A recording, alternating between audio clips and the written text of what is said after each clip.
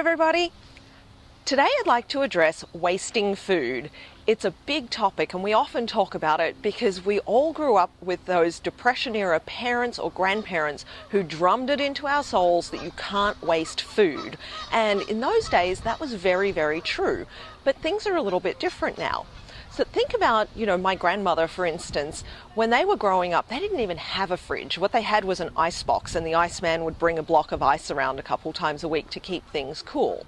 As she got older, then they had refrigerators, but they were these teeny little tiny itty bitty things that you could hardly keep anything in. It wasn't until the middle of last century that we even had Tupperware. Now we have 100 different food storage choices. And restaurants too. Every single restaurant has a to-go box. 50 years ago, that wasn't true, but today it is. So you don't actually have to finish everything on your plate anymore. You can store that food and eat it the next day or over the next couple of days. So that pressure to finish everything on your plate is old stuff. And we don't need it anymore. It's not true anymore.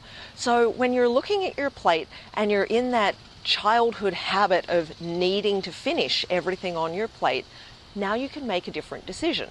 Now you can look at that and say, my compulsion is to finish everything on my plate because that was what was drummed into me as a child, but as an adult, I'm going to make a different decision and I'm going to choose to have the rest of that tomorrow. Put it in a box, put it in that enormous refrigerator that has plenty of room in it, and don't eat it tonight. Because the thing is that you do have that choice about wasting food. It's just what happens to the food between now and when it gets wasted.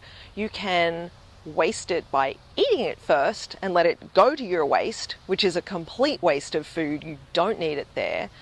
Or you can keep it, but not finishing it isn't wasting it if you're storing it. It's really, really important. I want you to think about that. You have choices. You don't have to stick with what was drummed into you as a child.